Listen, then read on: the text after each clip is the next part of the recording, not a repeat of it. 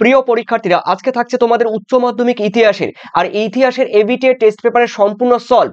সম্পূর্ণ বলতে দেখো তোমাদের কিন্তু পেজ নাম্বার রয়েছে এসি 265।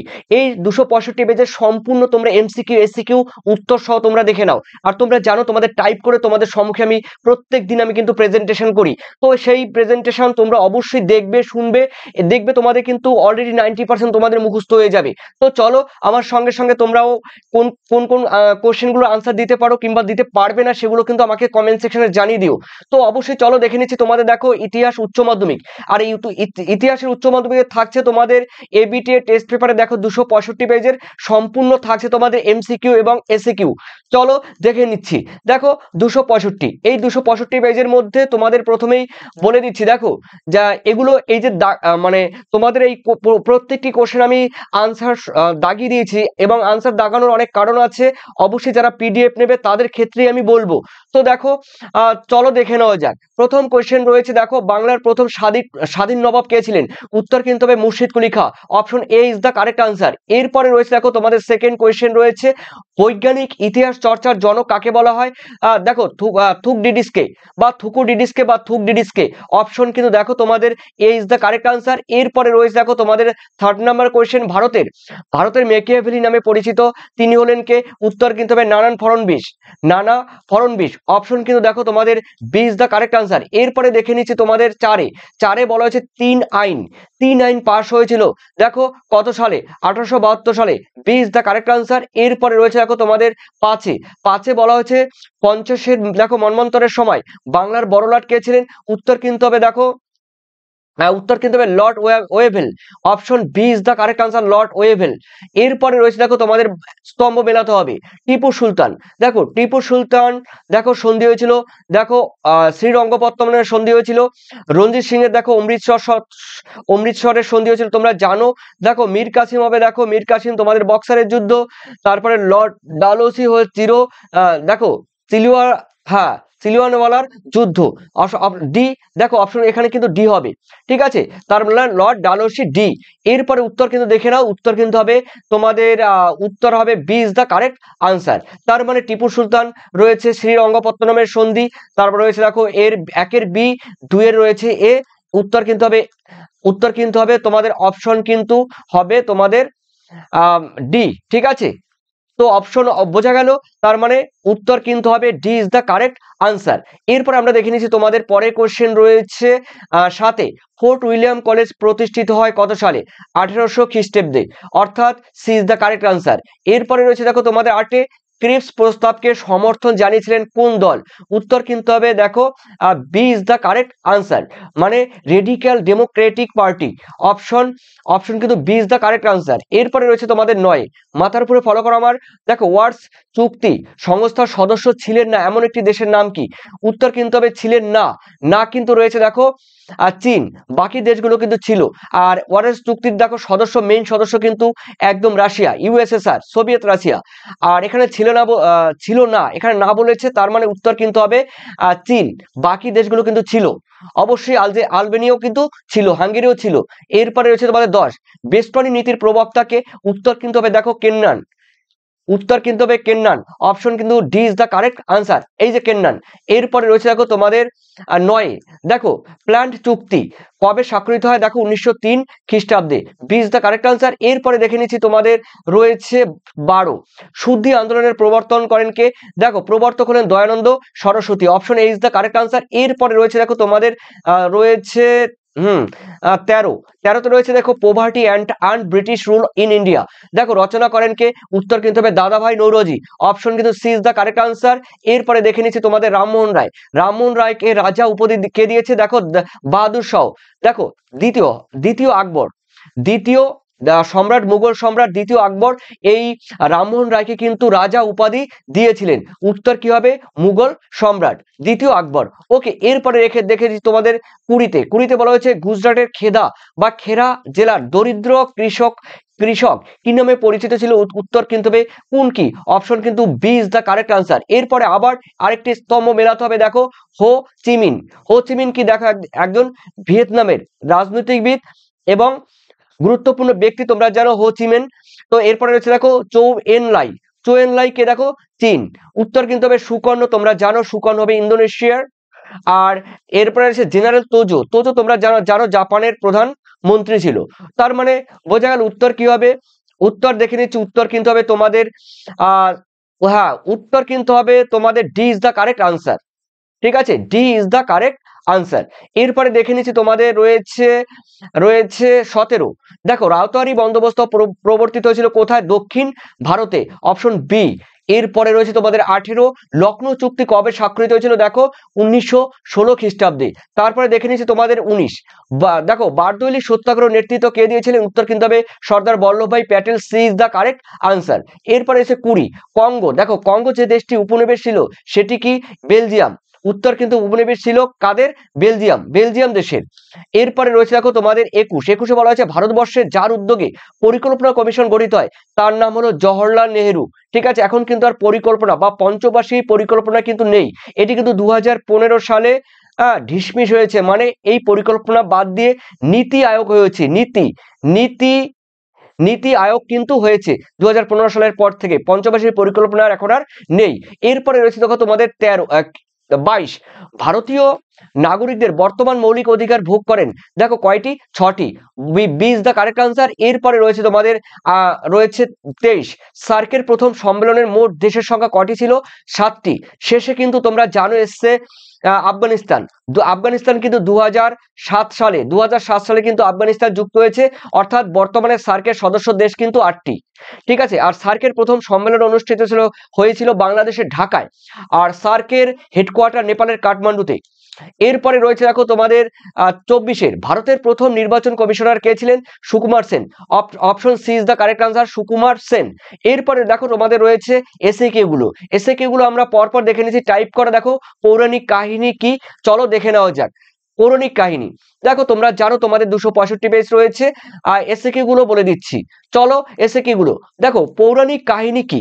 দেখো সৃষ্টির আদিকালে অপরিণত বুদ্ধির মানুষ যে সমস্ত ধর্মীয় অলৌকিক কল্পনা কাহিনী রচনা ও প্রচার করে তাদের পৌরাণিক কাহিনী বা লোক পুরাণ দেখো বলা হয়, বা মিথ বলা হয়।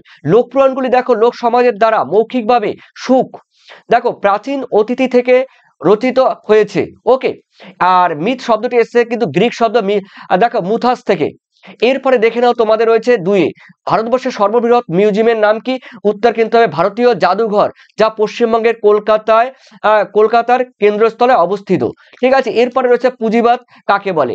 দেখো পুঁজিবাদ একটি অর্থনৈতিক ব্যবস্থা যেখানে ব্যক্তিগত ব্যবসা এবং বাণিজ্যকে উৎসাহিত করা হয়। এটি হিসেবেও দেখো পরিচিত বাজার সিস্টেম, যা প্রতিযোগিতামূলক বাজারকে উৎসাহিত করে এবং মূলধন অবাধে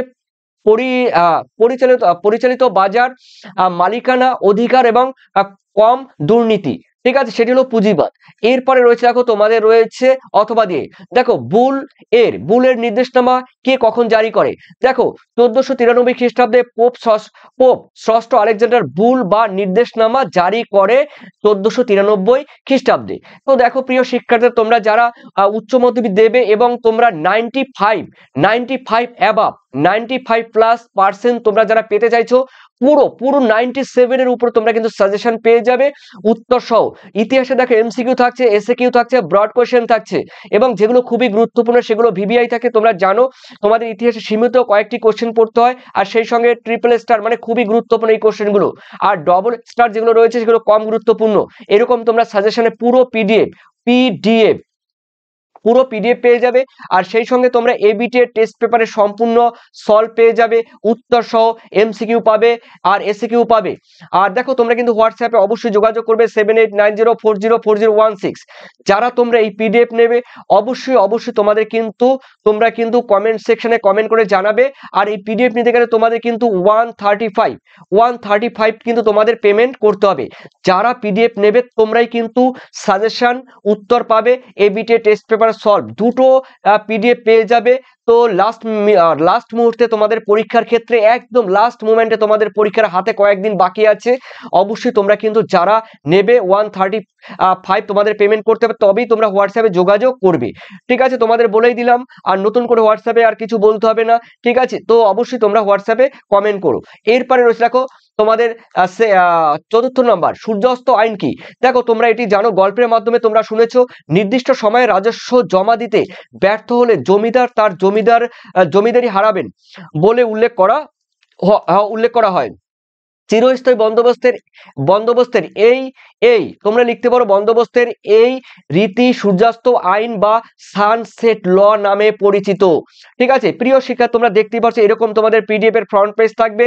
তোমাদের আমার মাথার উপরে দেখো এগুলো রয়েছে এমসিকিউ গুরুত্বপূর্ণ এমসিকিউ রয়েছে, এখানে রয়েছে এসসিকিউ রয়েছে, সেই সঙ্গে তোমাদের ব্রড কোয়েশ্চেন রয়েছে, মানে অ্যানালাইটিক্যাল কোয়েশ্চেন রয়েছে 8 নম্বরের উত্তর সহ, তার মানে 5 8 40, এই 40 নম্বরের ব্রড কোশ্চেন রয়েছে, সেই সঙ্গে তোমাদের রয়েছে এসএকিউ এমসিকিউ, পুরোটা তোমরা কভার করে যাবে আমার পিডিএফ নিলে। ঠিক আছে, অবশ্যই তোমরা যোগাযোগ করো।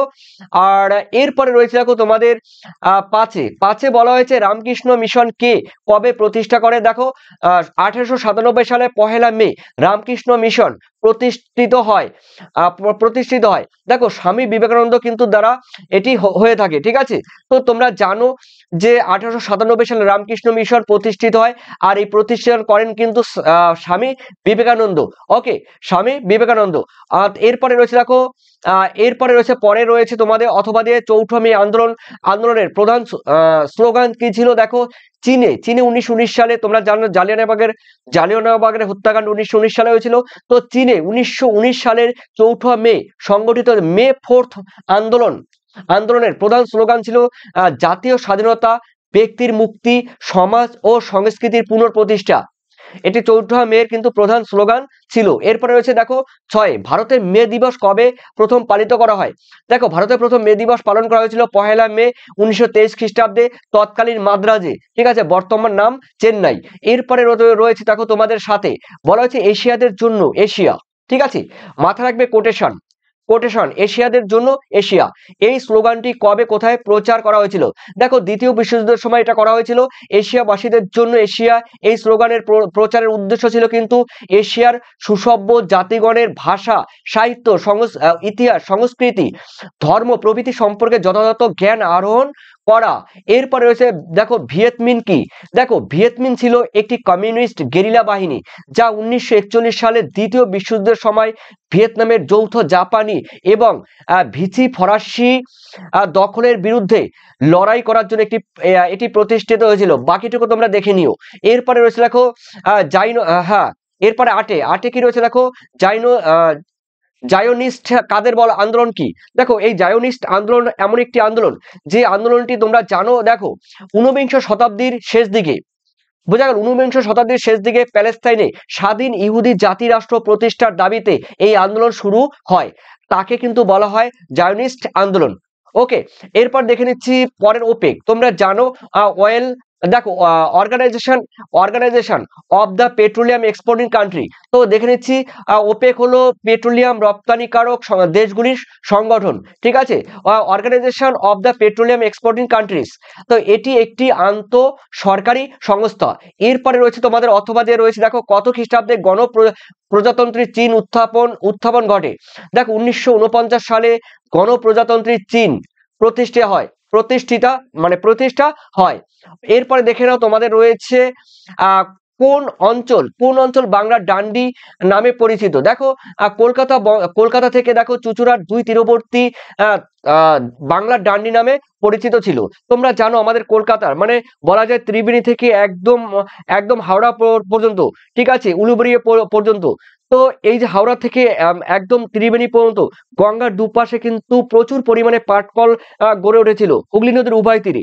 তো কলকাতার থেকে চুঁচুড়া এই 2 তীরবর্তী অঞ্চল কিন্তু ডান্ডি নামে কিন্তু পরিচিত। তবে তোমরা পাবে কিন্তু প্রাচ্যের ডান্ডি। দেখো বাংলার ডান্ডি না হয়ে এখানে প্রাচ্যের ডান্ডি কাকে বলা হয়? মানে পূর্ববঙ্গের নারায়ণগঞ্জকে, পূর্ববঙ্গের ঢাকার নারায়ণগঞ্জকে কিন্তু বলা হয় প্রাচ্যের ডান্ডি। ওকে, তো তোমরা কিন্তু ব্র্যাকেট এইভাবে লিখে দেবে যেন এক্সামিনার বুঝতে পারে।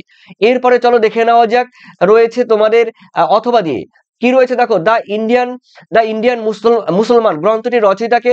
দেখো দ্য ইন্ডিয়ান মুসলমান গ্রন্থের রচিত হলো স্যার উইলিয়াম হান্টার। ঠিক আছে, স্যার উইলিয়াম উইলসন হান্টার। এরপরে রয়েছে তোমাদের দেখো 11, দেখো বলা হয়েছে খসড়া সংবিধান কমিটির সভাপতি কে ছিলেন? কবে এই সংবিধান গৃহীত প্রবর্তিত হয়? ভারতীয় সংবিধান খসড়া কমিটির সভাপতিত্ব করেন দেখো ডক্টর বি.আর. আম্বেদকর। ওকে, এরপরে রয়েছে, তোমরা তবে অবশ্যই কমেন্ট করে অবশ্যই আমাকে জানাবে কিন্তু কবে এই সংবিধান গৃহীত প্রবর্তিত হয়। তোমরা কিন্তু 11 নম্বরের এই কোশ্চেনটি লিখে অবশ্যই আমাকে কিন্তু কমেন্ট সেকশনে তোমরা কমেন্ট করে তোমরা জানিয়ে দিও। ওকে, এরপরে রয়েছে দেখো তোমাদের 12, কলকাতা সংস্কৃত কলেজ কে এবং কবে প্রতিষ্ঠা করেন? দেখো, কলকাতা সংস্কৃত কলেজের প্রতিষ্ঠা করেন লর্ড আর্মহার্স্টের। দেখো, আর্মহার্স্টের গভর্নর জেনারেলশিপের দেখো সময় 1824 সালে, এটি কিন্তু 1 জানুয়ারিতে এটি কিন্তু প্রতিষ্ঠিত হয়। এরপরে রয়েছে দেখো তোমাদের রয়েছে 13, আধুনিক পাঞ্জাবের জনক কাকে বলা হয়? তোমরা জানো লালা রাজপথ রায়কে আধুনিক পাঞ্জাবের জনক বলা হয়। তো দেখো প্রিয় শিক্ষার্থীরা, বিশেষ নোটবুক মানে নোটবুকে তোমরা অবশ্যই তোমাদের মূল্যবান মতামত বা কমেন্ট অবশ্যই জানিয়ে দাও। তোমাদের আর কোন কোন টেস্ট পেপার তোমাদের ফলো করতে হবে সেটা আমাকে কমেন্ট সেকশনে জানিয়ে দিও। দেখো, এরপরে রয়েছে তোমাদের 14, মিরাট ষড়যন্ত্র মামলায় অভিযুক্ত 2 জন ভারতীয় ব্যক্তির নাম উল্লেখ করো। দেখো, মিরাট ষড়যন্ত্র মামলায় অভিযুক্ত 2 জন ভারতীয় ব্যক্তির নাম হলো এস.এ. ডাঙ্গে, শওকাত উসমানি। ঠিক আছে, এই 2 জন গুরুত্বপূর্ণ ব্যক্তি ছিল। এরপরে রয়েছে দেখো তোমাদের কে কত সালে ভার্নাকুলার প্রেস অ্যাক্ট বাতিল করে? দেখো, ভার্নাকুলার প্রেস অ্যাক্ট বাতিল করে লর্ড রিপন। তিনি কিন্তু 1881 সালে এই আইন বাতিল করে। এরপরে দেখে নিচ্ছি তোমাদের কে কোথায় ভারতের মহাকাশ গবেষণা কেন্দ্র ইসরো স্থাপন করে? দেখো, এটা হবে অবশ্যই 1969 সালে। 1969 সালে 15ই আগস্ট ইসরো, যেটি বেঙ্গালুরুতে অবস্থিত। এরপরে রয়েছে দেখো তোমাদের অথবা দিয়ে, দক্ষিণ ভারতের প্রথম অশ্বেতাঙ্গ রাষ্ট্রপ্রধানের নাম কি? তোমরা জানো নেলসন ম্যান্ডেলার। দেখো, নেলসন ম্যান্ডেলার নেতৃত্বে কিন্তু সাংবিধানিক গণতন্ত্র কিন্তু প্রতিষ্ঠিত হয়েছিল দক্ষিণ আফ্রিকায়। এরপরে রয়েছে দেখো তোমাদের 16তে বলা হয়েছে 100 দিনের সংস্কার কি? দেখো, 1898 সালে চীনের সম্রাট কুয়াংসু কর্তৃক ঘোষিত একটি কিন্তু সংস্কার কর্মসূচি 100 দিন টানা 100 দিন অব্যাহত ছিল। একে 100 দিনের সংস্কারও বলা হয়। তো প্রিয় শিক্ষার্থী, তোমরা দেখতেই পাচ্ছ এখানে তোমাদের সম্পূর্ণ ইতিহাস উচ্চ মাধ্যমিকের এমসিকিউ পাচ্ছ, এসএকিউ, ব্রড কোয়েশ্চেন, উত্তর সহ গুরুত্বপূর্ণ সাজেশন, সঙ্গে এবিটে টেস্ট পেপার সম্পূর্ণ সলভ। যারা নেবে তারা কিন্তু এই হোয়াটসঅ্যাপে অবশ্যই যোগাযোগ করবে। আর তোমাদের দেখো, তোমাদের থাকছে উচ্চ মাধ্যমিক সাজেশন 2025 সম্পূর্ণ পর্ষদের সিলেবাস অনুযায়ী কিন্তু এটি করা। আর লাস্ট মিনিট সাজেশন তোমরা পিডিএফ বলবে, এটাকে বই না বলে এখন পিডিএফ তোমাদের। আর উচ্চ মাধ্যমিক, ঠিক আছে, এমসিকিউ এসসিকিউ বড় প্রশ্ন তোমরা টোটালি পাচ্ছ।